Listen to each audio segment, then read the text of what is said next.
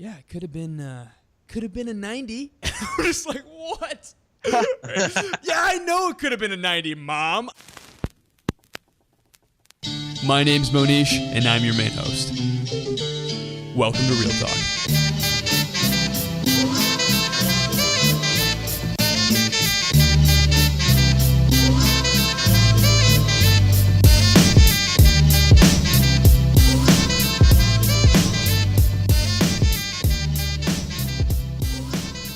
On the episode, we talk about intelligence. What makes someone smart? Is their ACT score? Their grades? Is it how well they can tie a knot while reciting the alphabet backwards? Is your high school jock smart? And as they would say in Good Will Hunting, what makes someone say, "My boy's wicked smart"? And the big question, can you become smarter? All that and more on this episode.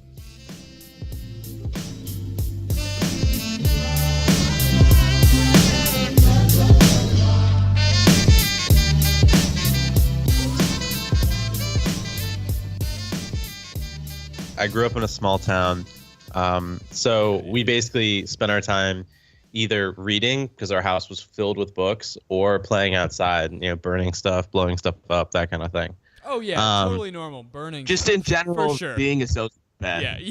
Basically, dissecting squirrels, that kind of thing. I actually did hunt squirrels sometimes too. Jesus Christ. Oh, that sounds right. Yeah, you were almost on it. They weren't alive when I dissected them.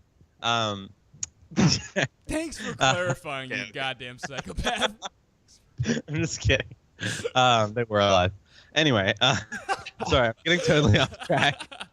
All right. Anyway, back to education. Yes, both my parents were teachers. Probably the biggest, just transition. Yeah, back to education. Anyway. Yeah. Yeah. Basically everything I said I made up. Yeah, so basically we just had tons of books. It was considered very important. My parents would every now and then, if they didn't think we were reading enough, they'd be like, all right, you can only watch 2 hours of TV, during the summer, when you're bored, and you're like, you can only watch 2 hours of TV after you've read an hour. And we're like, all right. We're going to beat you with these books. Yeah.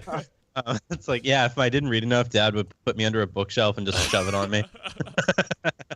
And be like, you can't get out from under there until you've read at least 10. You have to read Oliver Twist, damn it. Yeah, I didn't get to eat. No, really, it was, and it was also, I think, like we said before, more so than anything they explicitly said, it was more of watching what my parents did, and both of them have always read a lot. They've always taken us to museums, memorials, stuff that's generally where you can learn a lot. They would get us new books at the library that they thought we'd like, and if we didn't read them, that's fine, but they're always trying to make education fun. And then one of the other things too is when my brother and we would show some kind of interest in something, my parents did work really hard to facilitate that. So on the way to school, sometimes it's very simple. So on the way to school, I got really into anatomy and how the body works when I was in middle school. But I would ask my dad, hey, what's the second largest blood vessel in the body? And he'd be like, the vena cava. And we'd go back and forth like that. Oh my God. Jesus Christ. The fact that you still know that actually makes me believe that actually happened. That was a real thing that he asked of you. I'd ask about femoral arteries and stuff, that kind of thing. And so, and with other things too, my brother's really into guns. So we would drive over to Baltimore and go to Aberdeen Proving Grounds, which was it was a testing facility, then turned into a museum where you had tanks from every single war the United States fought in, APCs, these giant rail guns. It was amazing. Unfortunately, they closed it down and they're reopening a new facility. Yeah, so education was really important, probably more so than anything else. My parents probably put more energy into making sure my brother and I, not necessarily were smart, they weren't the kind of people who would hang over our shoulders, making sure we, oh, why is this a B-? What the fuck is wrong with you? It was more trying to instill a general love of knowledge and learning rather than acing your test scores. That's so good, especially coming from someone who has not completed high school and has not completed college. What you talking about? Yeah, no, that's absurd. I mean, if I was the person in my family that didn't go to high school, that didn't complete college, I mean, I would have been beaten up so badly. I would have been like stuffed in a trunk and just driven off into like a fucking desert because there's no way that in an Indian family, not completing, at the very least, like a very prestigious university degree was even anywhere close to acceptable. Real quick, Armi, did your parents, were they cool with you not completing high school? Yeah, my dad was not at the time. He was basically like every day he would be like, you really should get that GED, like, or like you really like he was. Hey, Armi, you should just go to school like everybody else. Like, yeah, he was kind of like, hey, Armi, you a normal kid yet? No problem. he was a little bit like that. My dad's a great guy, but I was talking to my brother. I have only seen him like really lose his temper like maybe once or twice in my life. Like he is a very controlled, stoic person for the most part. Yeah. And he has a sense of humor. He's just very in control of his emotions. But instead, he has this kind of passive aggressive, like smoldering anger about stuff, which is fine. Like once you learn to deal with it. But he was like that for, I would say, maybe 2 to 3 years after high school. Like after I got a job, like working online, and he realized like, oh, he's not just going to sit on his ass and like wallow in his own filth for, the rest of his life. He was a little more open to it. Yeah. And my mom was actually very supportive. She was like, she saw how miserable I was in high school and how bored I was and just horribly unstimulated by most of the classes. And she also knew that I was working on other projects. So she was like, all right, if this is what you want to do, like you have to take responsibility for it if it doesn't work out, but you can do it. And I was like, okay, and just didn't go back. It's funny. Everybody thinks because I'm Asian automatically that I have these Asian parents that were like, if I got a B, it was Kevin, you disown our family, and they would beat me with a belt. But that really wasn't the case. Both my parents are very Americanized, Western. But that being said, they did value education and intelligence very highly. So, like I said, all throughout my early childhood and into middle school, I was thought of as the smart kid that was going to grow up and be a doctor or a CEO or something. Yeah. So it's funny that especially in what seems to be the West Coast, there seems to be the somewhat sentiment that is sort of, I think, sprung out of Silicon Valley. Don't go to college. Now, in the Midwest, going to college, that's not even a thought in a thought within a thought, dude. It's not even acceptable, dude. Like the blasé nature in which Armi talks about not going to high school, not going to college, and making it on his own, it wasn't even. Oh, not an option. Not an option. Not an option, right? Dude. Yeah. I mean, being smart, going to college was extremely prized in my family. I remember when my mom. I don't know why I remember this incident, but I got like an 89. I told my mom about my B on the test, right? And this was the first time where she was just like, yeah, it could have been a 90. I'm just like, what?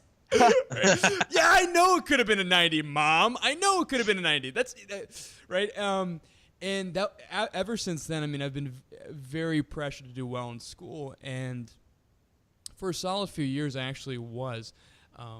But maybe junior and senior year of high school, I started doing my own work. And as we've said, like for the 5th time on this podcast, started working with authors on different marketing projects. Best-selling authors. Yeah, no. And that kind of took its own priority. But one of the things that I sort of realized growing up was that I had sort of a domain-specific intelligence, and that domain-specific intelligence was academic intelligence. That was sort of what I was signaling at the time. But just being academically intelligent, as much as my parents said, as much as people around me, adults said that if you get academic intelligence, you're gonna be fantastic for the rest of your life. That entire script was totally wrong. Yeah, dude. I feel like my entire family, the way that they described intelligence, the way they praised me for my intelligence, it was as if they thought me being academically intelligent was the key to my life, which clearly it wasn't because there were a plethora of issues embedded in my educational experience. Intelligence, being smart at school doesn't solve all your problems, essentially.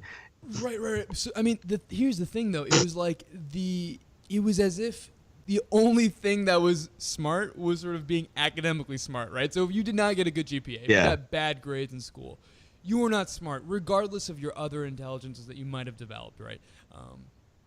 Like the mechanic who is amazing at his job, that can fix up any car, even though he's incredibly practically intelligent, right? The mechanic is not seen as someone who is smart, at least by our suburban Midwestern type parents and adults, right? But just having academic intelligence wasn't sort of the ace in the hole that I thought it was, because everyone around me was like, Mohnish, you just got to study for 20 years, and for 60 years you can enjoy life, right? Yeah. I wish it was that easy. I wish it was that simple. It's much more complex and complicated. When it comes to social intelligence, verbal intelligence, emotional intelligence, practical intelligence, and academic intelligence, these are all sort of different intelligences that are nested within the framework of general intelligence, right? So if you have a lot of general intelligence, it's predictive of other types of intelligence, right? So if you are very generally intelligent, right, if your G factor is pretty solid, then that means it is predictive that you're also verbally intelligent, that you're also academically intelligent, right? So people who are smart in one area are also likely to be smart in other areas of their life, right? But again, that's likely. It doesn't mean you are, right? So it's not saying like, oh, I got a 4.0 and like I can talk to women now. Like, no, that's not how it works. Yeah. I'm certified. I'm certified to talk to women. How you doing, baby? I got a 34. Yeah.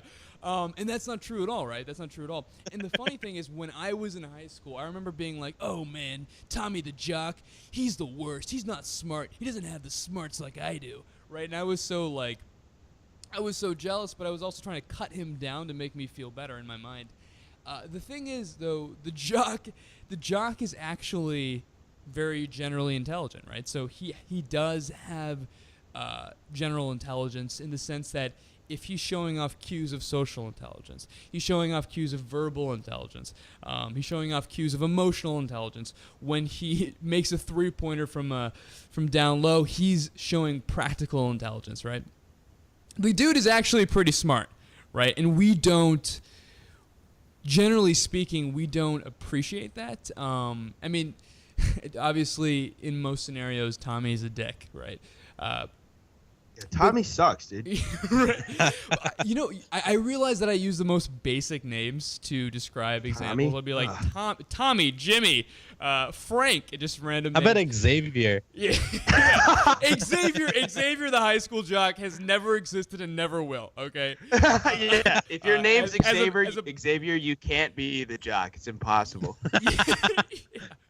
I'm gonna look up like professional players who are named Xavier now. Xavier only exists in a wheelchair in the world of X-Men. That's the only way that Xavier is a name that's relevant.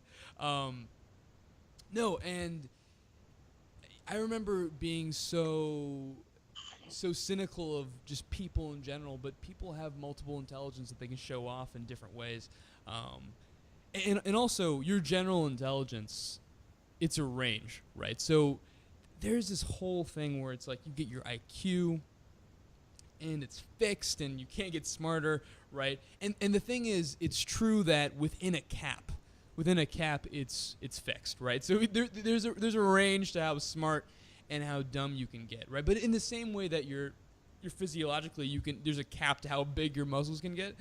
It's the same way, right? So working on your smarts, it's important. I mean, the range is wide enough and it's important enough that working on it is worthwhile, right? It's not like I mean, dude, children commonly score differently on IQ tests multiple times, right? For multiple reasons. I mean, whether or not Xavier was looking out the window while he was taking his test, or he was less motivated, or he actually Well, Xavier could just read everyone else's mind anyways. Xavier was telepathic, right? I would say somebody who is more well-rounded in terms of their intelligence, and that's a really loose term, but essentially it just means you're like at a reasonable level at most of these things. You can hold a conversation, which is essentially verbal intelligence. So you can hold a conversation. You can interact with other people relatively easily. Like if you show up at an event, you can at least find a few other people to talk to. and start a conversation. And like you're not completely out of shape, so you can actually do like even reasonably well at a few sports. Like if you want to throw a football at a barbecue or something like that. It's like the all-American example, but anyway. Yeah, I'm going over my friend's I house. just saw in my mind like an extremely ripped dude named Chad throwing a football across the lawn while his friends are on the phone ordering like giant packages of Abercrombie and Fitch to be shipped to their house immediately. I don't know why that was what. It does sound like a Miller. That's like a Miller Lite commercial. yeah. White Americans do at barbecues. They just order food. Or they order. By the way, they order our Abercrombie. I feel like white Americans, when they're at a barbecue, they're always having a good time. I cannot actually picture like a ton of white dudes at a barbecue having a bad time. No, it's funny. This quick side story. So graduation weekend was a couple weekends ago here at U of I, and I went to just one of my friends, a friend of a friend. He had like a little barbecue thing, and he's from like a typical American white family. And you're so right, Mohnish. They're all just like they're so jovial, just happy, like tossing around a football, eating hamburgers. It's so funny. It's like it's directly from a movie because that just doesn't happen in my family at all. Yeah, it's basically how it is. Anyway, but my yeah. Go ahead. Hey, let me finish my point, boy.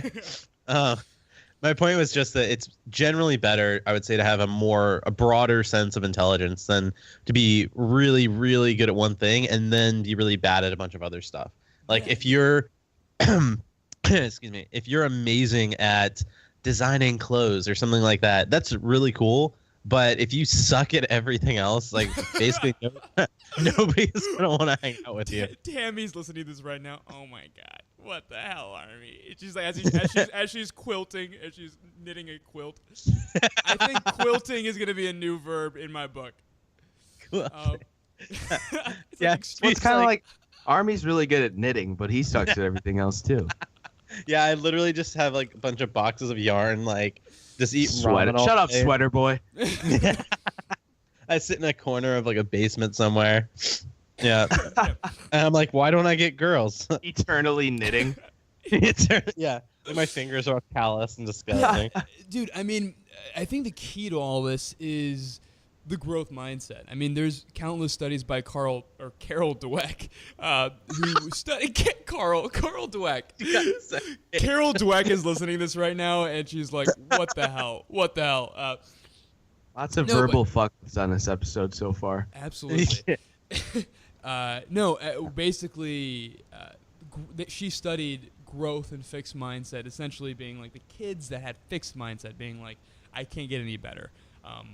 My abilities are fixed, that didn't actually improve in school, and the kids that did really well in school had growth mindset, as well as in other areas of their life, relationships, friendships, and just overall well-being. If you had a growth mindset, if you believed deep down, hey, I can get better, then you did get better, right? It was sort of a self-fulfilling prophecy. And when you think about intelligence, right, there is a cap, right? So you can only get so smart, and you can only be so dumb. Though Kevin might push that limit sometimes. But essentially the range is wide. The range is wide enough to where it doesn't really matter for the conversation, and you should just be trying. I mean, at least for me, just try to be as intelligent as you can and try to improve the different areas of your life and be smarter in those areas of your life as you can, right? Mm-hmm. Army, what do you think about going to college? Yeah, it's a good question. So like you said, for fucking losers. I hate both of you. Just close my laptop and walk away. Like you said, from the West Coast especially, largely, I would say honestly, not even the West Coast. Like I don't think people in Washington have this viewpoint, but it's really like among the entrepreneurial community, there's this narrative that says you don't have to go to college. College is a complete waste of time. And those are actually two different statements, I would say. So it's really college is a waste of time is what many people are saying now. A waste of money, waste of time, not useful for anything. You can get everything you need elsewhere. And I think there's an element of truth to that, that you don't need college anymore to be successful, or it's not as valuable as it used to be. But on the other hand, there are many things you can get from college that are extremely valuable. And I would say the number one thing are friendships, as lame as that sounds, but essentially connections with other you people. Can get friends. Oh my god. Yeah, you'll make The so best many part friends. about going to this university was I met Mohnish. Yeah, we've been friends ever since. But I honestly believe that's true. Like, many of my friends, like, put it this way, most of the people I meet in the adult world, when they talk about going out with friends, it's almost always some group of their college buddies. Yeah. Like, yeah, so like that's really the last step in education before you enter the real world. So I think that is, and also you're kind of an adult at that point, except for Kevin. You're kind of an adult at that point. I just imagined Armi just texting like his friend, being like, "Hey man, what are you doing tonight?" "Oh, just hanging out with my college buddies." And then Armi's like, "Oh yeah, man, I'll just be at my apartment, by myself." Yeah, totally. Yeah, Pretty much true. yeah. Yeah, so I would say like that's kind of the last stepping stone again before real life. So that's where often many of your long-term friends come from. And also just from a practical standpoint, the reason I think most people, there are two reasons why that statistic about people who go to college make X amount of more money. The amount depends on what survey you're looking at, but almost always people who go to college statistically make more money. I think there are two reasons for that. The first is that you essentially have that university's name on your resume. So if you go to Harvard, like that's a really big indicator that you're not a fuck up, basically. Yeah. Even if you didn't get good grades, if you just have that on your resume, it's a big deal. And second is that for many people still are not great at self-direction. And so by going to college, it gives them time to mature and learn these work habits and self-discipline, that kind of stuff. And so it actually does become very helpful. So I totally believe there are people in the U.S., many people, perhaps even the majority, who are in that kind of classic situation where that is kind of their only way to go up. Like if they don't go to college, they're going to end up working as a bar back for the rest of their life or something like that. Right. Like Armi on the show, yeah. Let me tell you about those studies. The studies that say if you go to college, you get a higher income essentially. Everyone, especially politicians, will tout. Go to college, you get a higher income, right? The thing about those studies, though, is that they never control for IQ, right? They don't control for socioeconomic status, right? Which also both heavily correlate with incomes, right? So essentially, if you have a higher IQ, right, smart people tend to go to college, right? And then those smart people get higher incomes, right? But college doesn't cause the higher incomes, if that makes sense, right? It's not a causal, right? Going to college, you get a higher income, right? And people think of it as sort of a causal relationship when it's actually not at all, right? Yeah. Well, I think if you do have like everything else being equal, the guy with like the college name on his resume will probably get paid more, even if they get the same scores and everything else for other stuff. Yeah. But I see your point. Like you're right. It is very there's a selection bias there where people who have the money and the intelligence to go to college in the first place, or basically the smart people, many of the smart people end up like, oh, like my parents went to college, I'm going to be smart and I'm going to go to college because that's what everyone says I should do. Yeah. So no, I totally see what you're saying. Dude, so the way if you happen to be listening to this and you don't go to college, the way to circumvent this strategy is to do the Army strategy or the do cool shit strategy, right? Like no one cares where Brad Pitt went to college when he's getting on, right? No one cares where, if you do cool shit outside, like when you start a business, right? No one gives a fuck what college you went to, right? You started a business. That's real proof that you're clearly intelligent, and it's more real proof than, say, graduating from a university, right? The hardest part about college, at least from my perspective, was getting in, right? I mean, getting into college, getting into a good college, easily the most difficult part of it. And once you get in, you have 4 years to just kind of, take some classes, do well, and pass. But once you're in, it's kind of it's not like some, Navy SEAL training where you're pushed to the limit, right? There's essentially you just kind of you get the name. Unless you're an engineer. Right.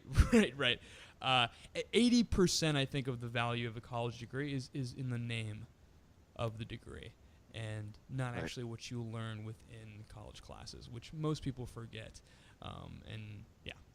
Yeah, dude, the information I've learned in my classes is largely irrelevant for what I actually want to do with my life, which may not be typical for everybody, but I mean, I'm studying advertising. I don't give a shit about advertising. And furthermore, the information I've learned throughout my college career, I could have learned it on the internet probably more efficiently than I did in class anyways. But the network that I've developed from college and, you know, the things I've learned about myself through the experience that college has given me are invaluable completely. Yeah. If you have, like, the internet has sort of changed education, right? Like, I can learn any skill I want. I can learn anything I want, and it's for free on the internet. I can go to Khan Academy if I want to learn calculus. I can go to Coursera if I want to learn how to play the guitar, right? I can go to Udemy if I want to learn how to market or do social media management, right? I can learn basically anything online. I can go to Creative Live if I want to knit baskets. Yeah. Did we get sponsorship? Did we get sponsorship money from any of those websites you just listed that I don't know about, Mohnish? No. But I think that would be an amazing plug because I was very, very specific. KhanAcademy.com. Learn calculus. Yeah, no. But yeah, no. Conspicuous leisure is essentially when you do something to display social status, right? Going to an Ivy League college. Like, holy crap, this kid can go for 4 years of his life, kind of just not earn any money and not have to work a real job. He can go to Harvard. That is displaying your status in a very real way.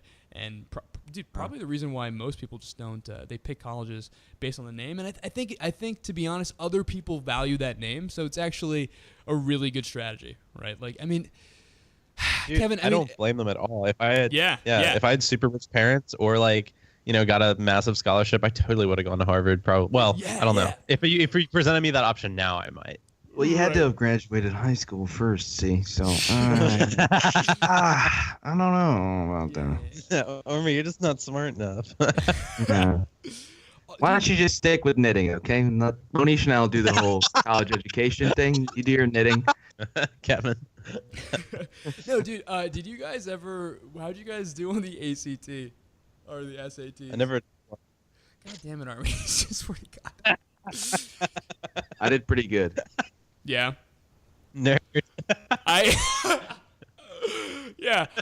Dude, okay, so probably the worst thing you can ever just do in a social situation is talk about your SAT scores or ACT scores. I'll never forget this one girl. She's really lovely, but she was next to me in her locker for whatever reason.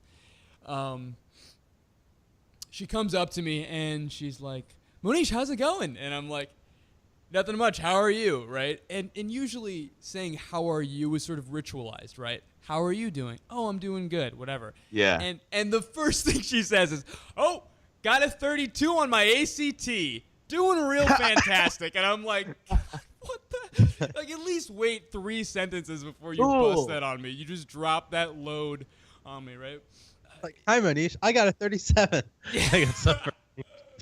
Yeah. I remember after the ACT season, like junior year of high school, everybody was sharing their scores. I mean, it happens in conversation. Everyone, especially with your close friends, you're going to talk about what you got on the test. And I remember there were kids who scored higher than me, but a lot of I scored pretty high, I will say. But there were kids who got like 34, 35, and they didn't know how to. They were kids who like didn't know how to talk to anyone, and they were very just not socially intelligent. And I always thought, like, okay, they got a 35 in their ACT, great. They can't even interact with another human being. What does that mean in the grand picture of things? If you got a great score on your ACT, that doesn't mean your life is going to be great. And I think that's the narrative that education promotes is, oh, you do great on standardized testing, well, you're going to go to a nice college, you're going to get a great job, and you're going to be happy. Yeah, no, I mean, dude, I remember just especially maybe I want to say junior year, maybe senior year, everyone was saying their ACTs, and the thing was I bought into the narrative that hey, if I am smart, I get good grades. I can basically show my test scores to a girl, and she'll want to marry me. It didn't work out at all, and never worked out at all. Like, how you doing? I got a 33 on my ACT. Yeah.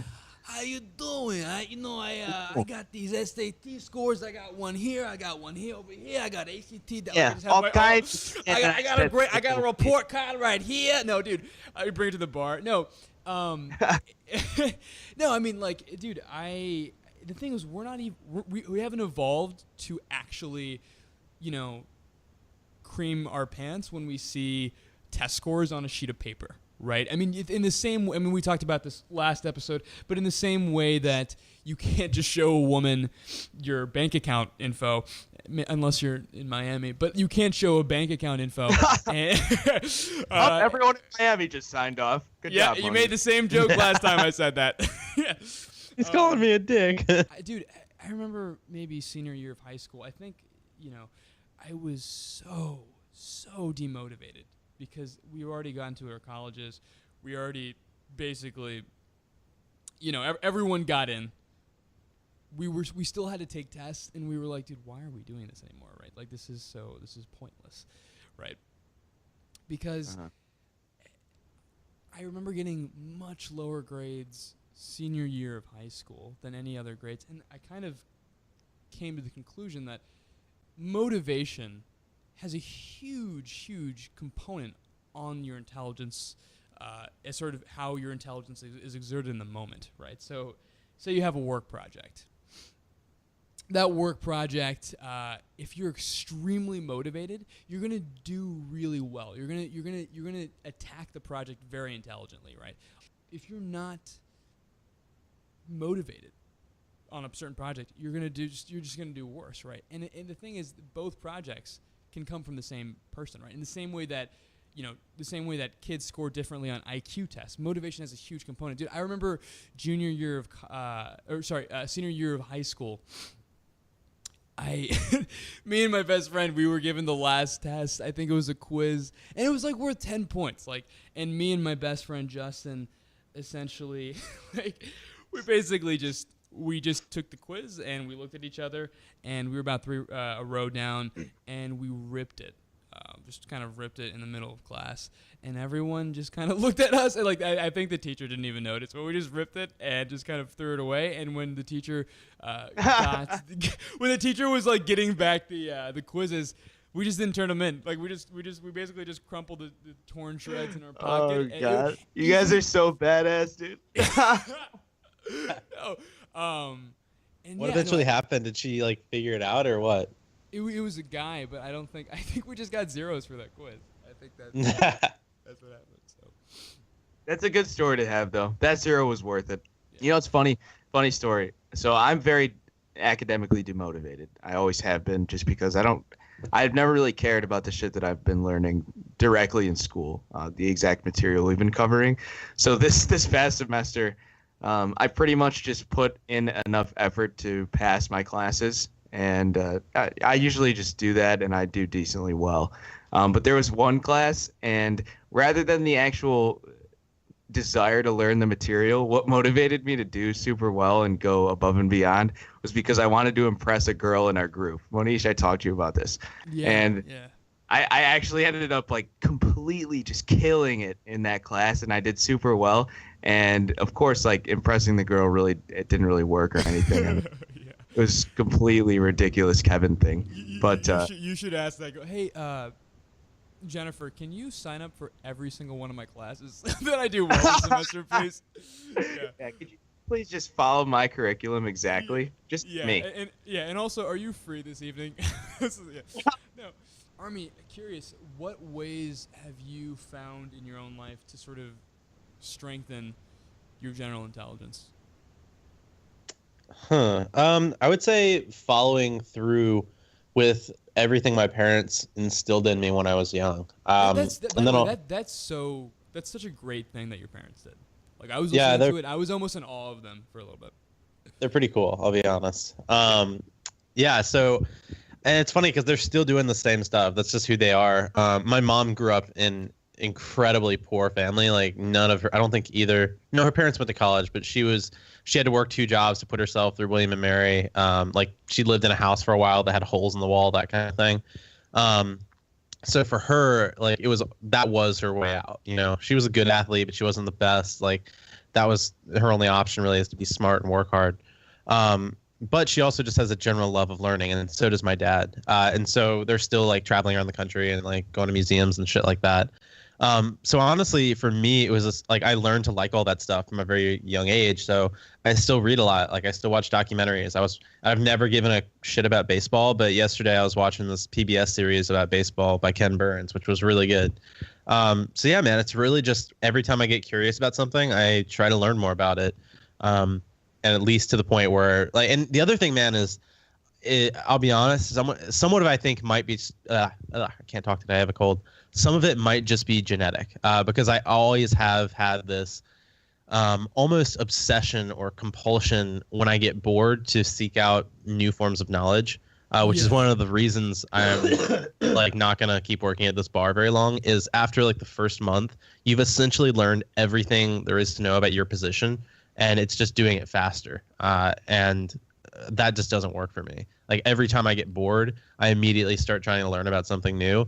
Otherwise, I get really unhappy, and literally I'm just a dick to the people around me. Like I'm not a fun person to be around when I'm bored. That explains why you're always doing 50 different things. Me and Kevin were talking about this, but it seems like you were juggling 30 plates at once.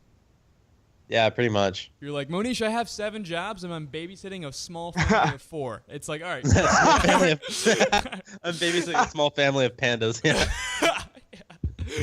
I think the key thing is to realize that there's a separation between school and education and learning, and that just focusing on your academic intelligence, it can be a good thing, but you need to focus on just learning in general. You need to be capable of gaining as much knowledge as you can at all times, even when you're outside of school, and even when you're moving from domain to domain. That's how you're increasing your social intelligence, or your general intelligence, is by increasing all the other aspects of intelligence when you're in that domain in any way you can.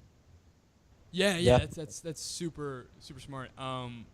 Dude, if I was going to bring home a point, just in general, if you're caring about IQ scores, just forget about it, really. First of all, in general, IQ scores outside of school, right? So in school, IQ scores are incredibly predictive, right? The higher your IQ score, it's incredibly likely that you're going to do well in school. But outside of that, outside of life outcomes and being a better parent and having better relationships, your high IQ scores, frankly, don't mean anything. Yeah, right? AKA all the stuff that really matters.